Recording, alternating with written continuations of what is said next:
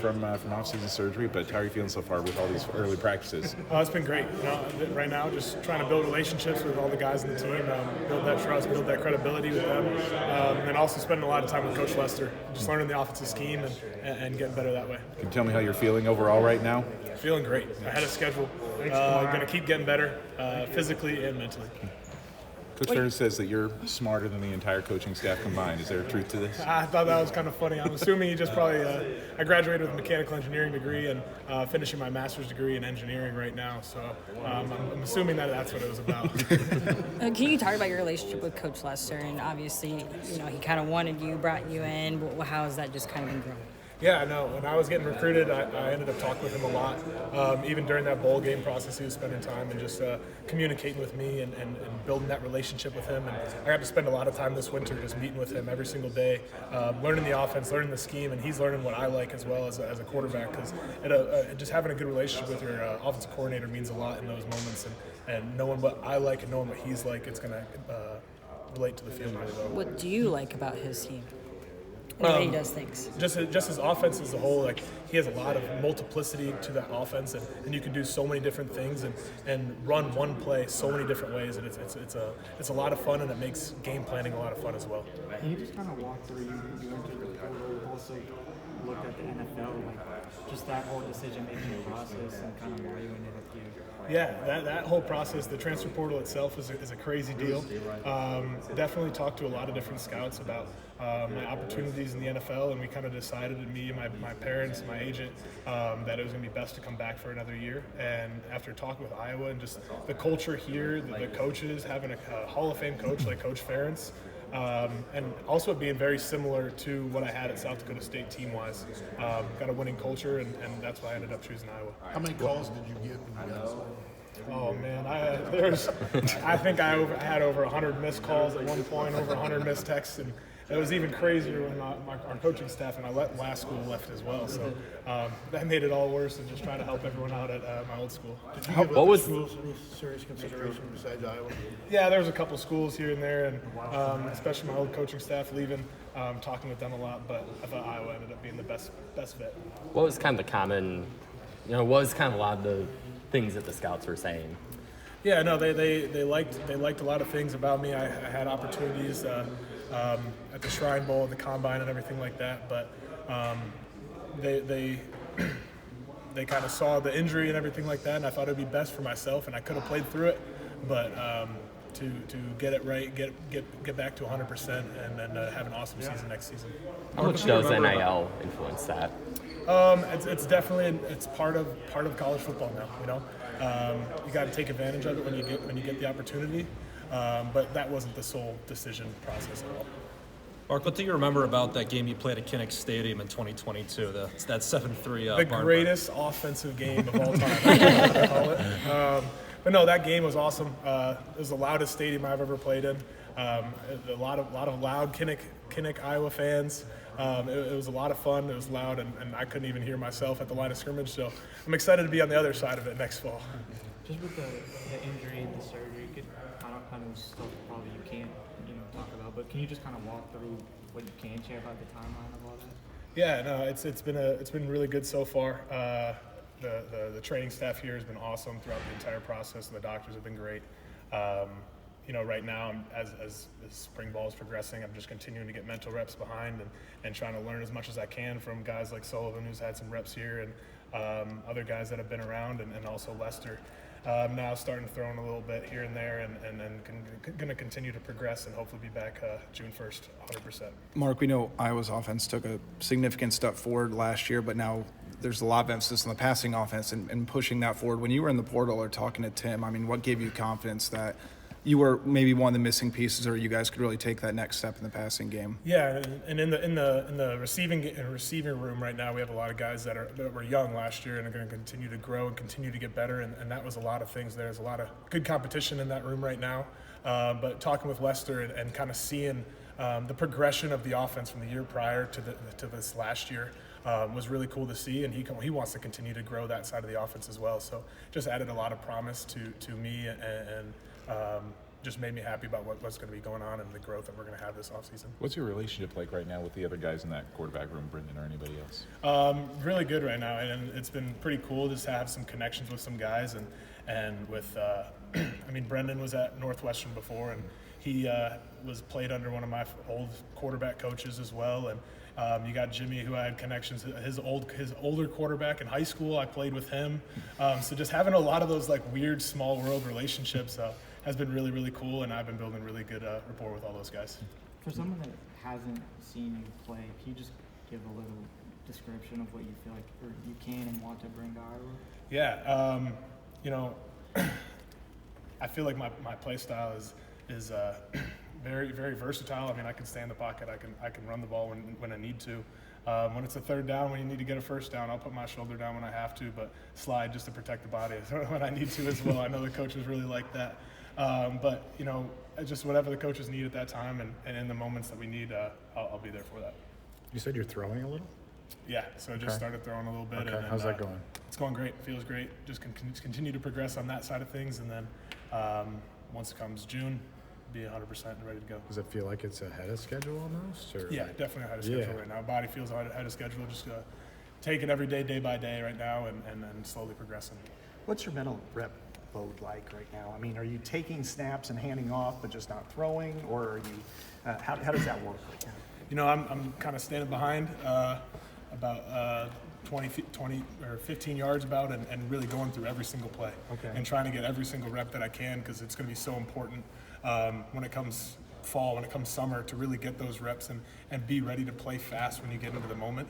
But it's been really beneficial overall, and just going through all the footwork, going through all the handoffs, going through all the dropbacks, and even pointing to where I'm going to throw has been really helpful. You know, I watched some of your press conferences back in South Dakota State, and I think after one of the playoff games, it was really cold. It was like 16 degrees, and you're in, not wearing any shirt or anything like that for your for your arms or your shoulders. How does that endear you to your teammates? It seemed like they really responded to you. Yeah, no, they love it. They're always energized by it. Especially, we had a rule with the O-linemen that they're not allowed to wear sleeves at all. So just for them to see me wearing no sleeves as well, kind of got a lot of people juiced up, and it just brings a little bit of extra energy to the team. How important was location when you're in the transfer portal? Because I know you and your family are really, really close, and it just seemed like maybe there's a little bit of an emphasis on not staying local, but just at least within driving distance from your family. Yeah, and growing up, just Big Ten football was always the biggest thing, and my dream was always to play Big Ten football, and to be only 3 hours from home is just a really nice benefit to the cause, I guess. Did you go to Big Ten games growing up, either Illinois, Northwestern, Wisconsin, Iowa, anywhere as a kid? I kind of just bounced around a lot. I ended up going to a bunch of like the Northwestern games because we had a guy named Mikey Dudek, if you guys remember him from Illinois. We were good family friends with him, so we went to a lot of those games, and then also into a lot of Notre Dame games because those were just around the bend. So, What do you think you can show with another year here? I feel like I have the opportunity to show a lot, just the way that I can grow in an offense and learn a new offense, because obviously when you go to the next level, you got to learn a whole new offensive scheme. And what's great about this is he kind of brought the Packers offense to here and bringing in an NFL offense in here, and showing that opportunity to learn that.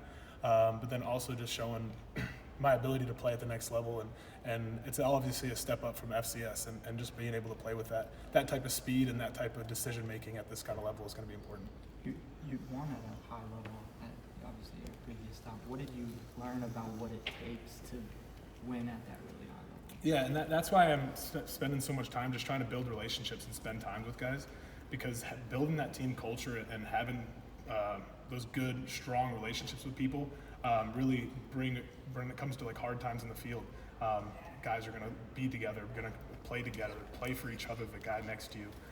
It's going to be helpful when it comes to that time, and that helps you just win games. Did you camp with Tim Lester? Did you go to their camp, or did you camp here? High school? No, I never actually camped here. I came here on a junior day visit one time, but I did camp at Western Michigan when he was the head coach there. It was always good. I always liked what Lester had to say. He was one of my favorite coaches throughout the recruiting process. Obviously, I didn't end up going to Western Michigan, and I ended up being really glad with the decision I ended up making, but I really liked him throughout the process. Were you close to going to Western though? It was one of my favorite schools, like throughout the recruiting process, but I mean, I only had one scholarship offer, and that was to South Dakota State, so I just took that and ran with it. Did Graham and Adam, guys from around this area, tell you anything about just the culture in Iowa City and how much fans love their Hawkeye football? I've talked to them a lot. I was actually just over at Adam's house the other day, spending some time with him after he's kind of been almost done through the draft process. But I mean, they've told me a lot. They've always came to games as when they were a kid, and how much the fans here love Iowa football. And that's just what I love about the fans as well, is they're so invested and so bought into this program, which is really cool to see. With being basically schematically and something quite similar to the Packers, any conversations with Tucker Kraft about that? I actually did. You know, once I committed here, he gave me a call and just told me all about Lester and how much he loved him as a coach. And it was really cool talking with Tucker about it. And he's just kind of was just like, hey, if you ever need anything, if you ever have any questions with the offense, let me know. It's the same thing. So pretty cool. Do you feel like the spotlight is? Do you notice the spotlight here that you have? You know, as just playing the quarterback position, you know, you're always going to have a little bit of spotlight on you. You're always going to get the praise when you do good. You're always going to get the fault when you do bad. But that's just kind of the job that comes with being a quarterback, and I embrace that and love it every day. How much did that injury kind of prevent you from playing at your best last year late, and especially, I'm sure, one of the great rivalry games in the country, and you fell short to a Solon kid. How much did that kind of prevent you from playing at your elite level? You know, I didn't think it really prevented me all that much, and I was able to play through it if I wanted to, and I did end up playing through it those last couple games, and I felt great. I left it all out there on the field with those guys, and I don't think it provoked me from doing anything on the field. Okay. Are you learning to slow mesh with Warren here? What you mean?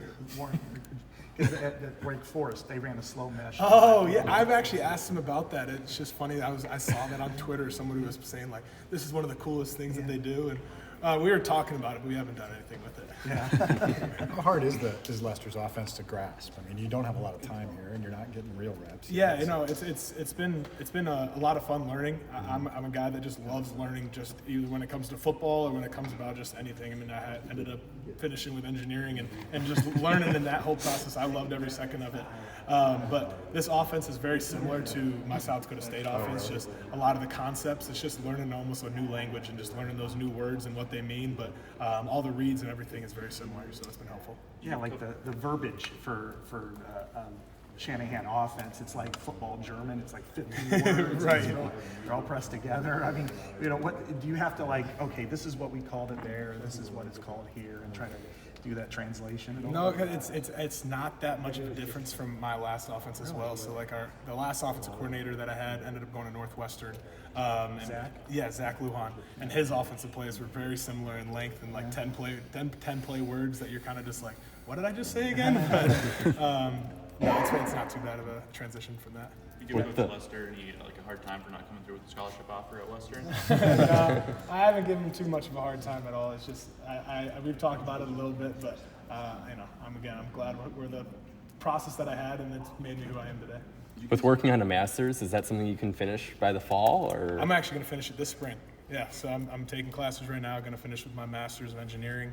Going to be excited to finish that, and then start a new process in the fall. In the fall, will that be like majoring in football? I mean, take pretty much. Going to take some classes that help set myself up. Just a lot of leadership classes that really kind of just mold you as a better leader, and then playing football. Yeah.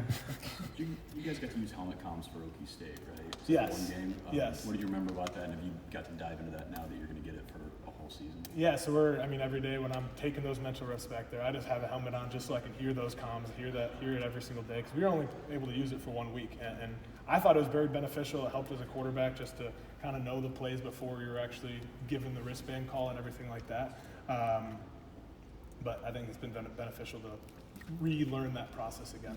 You said June 1st.